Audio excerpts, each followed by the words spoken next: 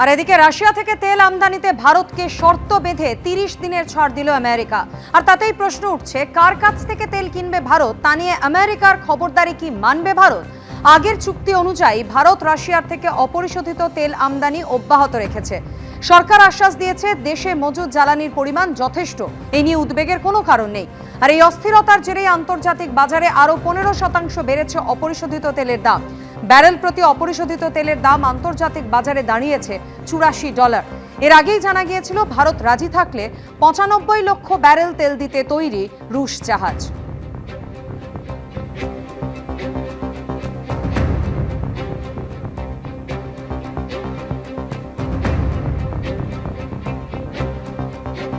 ভারতকে আমেরিকার তেল ছাড়পত্রর পরে এবার কড়া সমালোচনা বিরোধীদের।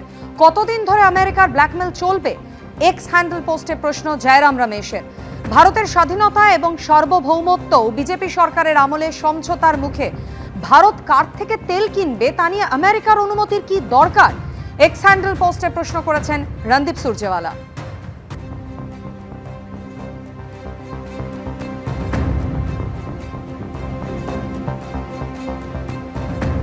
ভারতকে আমেরিকার তেল ছাড়পত্রর পরেই কড়া সমালোচনায় সরব হয়েছেন বিরোধীরা। কতদিন ধরে আমেরিকার ব্ল্যাকমেল চলবে? এক্স হ্যান্ডেল পোস্টে এই প্রশ্ন তুলে ধরেছেন জয়রাম রমেশ। ভারতের স্বাধীনতা এবং সার্বভৌমত্ব বিজেপি সরকারের আমলে সমঝোতার মুখে ভারত কার থেকে তেল কিনবে তা নিয়ে আমেরিকার অনুমতির কি দরকার? এক্স হ্যান্ডেল পোস্টে প্রশ্ন রণদীপ সুরজেওয়ালার।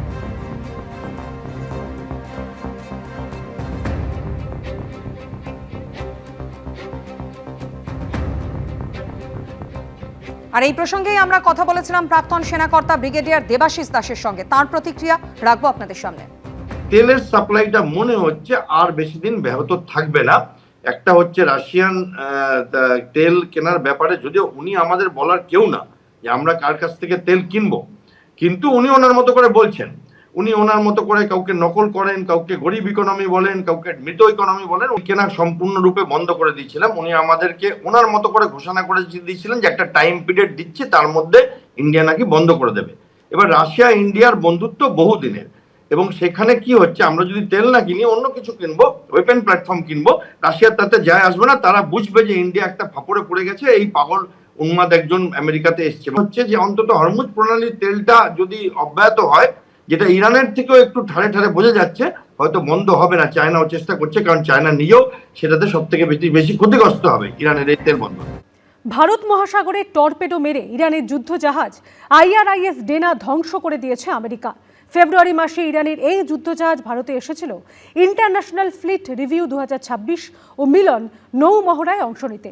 সেই নৌমহড়ার ছবি এসেছে এবিপি আনন্দর কাছে, যেখানে ইরানের যুদ্ধজাহাজ IRIS ডেনাকে নৌমহড়ায় অংশ নিতে দেখা যাচ্ছে।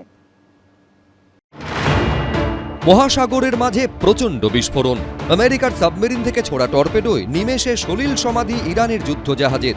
পশ্চিম এশিয়ায় যুদ্ধের ভয়াবহ এক ছবি, আর সেটা ঘটল ভারতের একেবারে গা ঘেঁষে ভারত মহাসাগরের বুকে।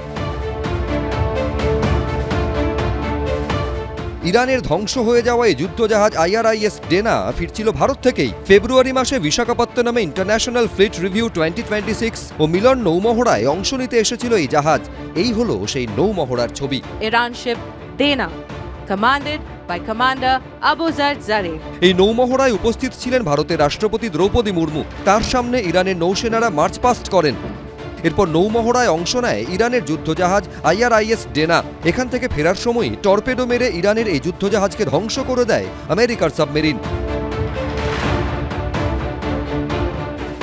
ইরানের যে নৌসেনা জওয়ানরা মহড়ায় অংশ নিয়েছিলেন, ভারত থেকে ফেরার পথেই তাদের অনেকেরই সলিল সমাধি ঘটে। ভারতের গা ঘেঁষে এই ঘটনার পর পাল্টা হুঙ্কার ছেড়েছে ইরানও। তাদের বিদেশমন্ত্রী সৈয়দ আব্বাস আরাঘজি হুমকি দিয়েছেন, সতর্ক না করেই রণতরীতে হামলা চালিয়েছে আমেরিকা।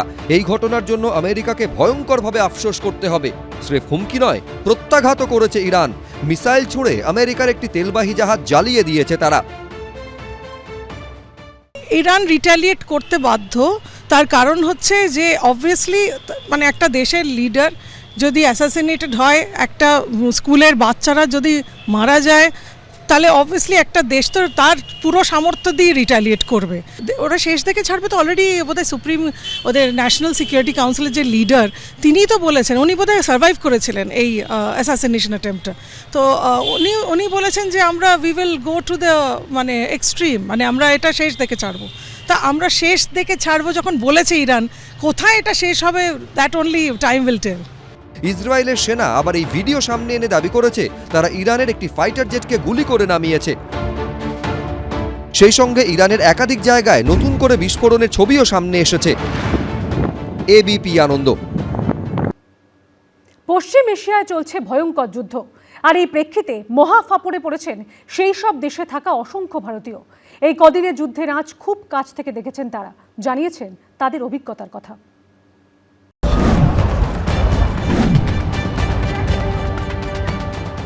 রাজায় রাজায় যুদ্ধ হয় উলুখাগড়ার প্রাঞ্জায়। পশ্চিম এশিয়ায় আমেরিকা ইসরায়েলের সঙ্গে ইরানের ভয়ঙ্কর যুদ্ধ চলছে, আর এর জেরে পশ্চিম এশিয়ার বিভিন্ন দেশে আটকে পড়েছে বহু ভারতীয়। শনিবার থেকে আমরা মাঝে মাঝে অনেক বিকট শব্দ শুনেছি, পরে বুঝেছি সেগুলো মিসাইলস বা ড্রোনস। ওই উপরে দেখছেন ওই যে ওগুলো বাস্ট করেছে। মধ্যে দেখুন আকাশে হেলিকপ্টার রাউন্ড করছে। একদিকে ইরানের ওপর লাগাতার হামলা চালাচ্ছে আমেরিকা ইসরায়েলের যৌথ শক্তিধর বাহিনী, অন্যদিকে দুর্বল হলেও ইরানও বুঝিয়ে দিয়েছে তারাও বিনা যুদ্ধে জমি ছাড়বে না। আমেরিকার বন্ধু দেশ যেখানে তাদের সৈন্য ঘাঁটি রয়েছে সেগুলোকে টার্গেট করে মিসাইল ছুড়ছে Iran. Bahrain, Iraq, Jordan, Kuwait, Qatar, Syria, সংযুক্ত আরব আমিরশাহী একের পর এক দেশকে নিশানা করছে তারা। এই দেশগুলিতে অসংখ্য ভারতীয়র বাস, তাই মহা ফাঁপড়ে পড়েছেন তারা। যেমন কলকাতার বাসিন্দা বিজ্ঞানী অভ্রশঙ্কর রায় কর্মসূত্রে থাকেন দুবাইতে, সেখানে যুদ্ধের আঁচ খুব কাছ থেকে দেখেছেন তিনি। শনিবার থেকে আমরা একটা প্যানিকের সিচুয়েশনে ছিলাম। সরকারি তথ্য অনুযায়ী এখনো অবধি 1000-এর কাছাকাছি ড্রোন অ্যাটাক হয়েছে আর 250-এর কাছাকাছি মিসাইলস। যদি সেগুলো সব আদতে হিট করতো, প্রাণহানির সংখ্যা কি লেভেলে যেত। আকাশে হঠাৎ মিসাইলের ঝলকানি কিংবা কান ফাটানো বিস্ফোরণের শব্দ, গত কয়েকদিনে বারবার এগুলোর সম্মুখীন হয়েছেন বাঙালি বিজ্ঞানী। আমার অফিস জাবেল আলী এলাকায়, এবং সেখানে বন্দর এবং এয়ারপোর্ট দুটোই আছে, এবং সেই কারণে ওখানে অতিরিক্ত আক্রমণ হচ্ছিল। উত্তর 24 পরগনার হাবড়ার বাসিন্দা মোহাম্মদ আব্দুল হাকিম প্রায় 15 বছর ধরে কাতারের রাজধানী দোহার একটি হাসপাতালে নার্সিং অ্যাসিস্ট্যান্টের কাজ করেন তিনি। বৃহস্পতিবার সকালেও বিস্ফোরণের শব্দ শুনছেন তিনি, দেখছেন আকাশে টহলদারি। কাতারের রাজধানী দোহাতে আছি। প্রচুর পরিমাণ মিসাইল ইরানের পক্ষ থেকে নিক্ষেপ করা হয় এবং কাতার এয়ার ডিফেন্স সিস্টেম সেগুলোকে প্রতিহত করে। এই মধ্যে দেখুন আকাশে হেলিকপ্টার রাউন্ড করছে। তার মোবাইল ফোনে ক্যামেরাবন্দি হয়েছে এই ছবি। এক ঝলক দেখলে মনে হবে মহাজাগতিক কোনো দৃশ্য, কিন্তু এটাই এখন দোহার আকাশের ছবি। ওই উপরে দেখছেন ওই যে ওগুলো বাস্ট করেছে।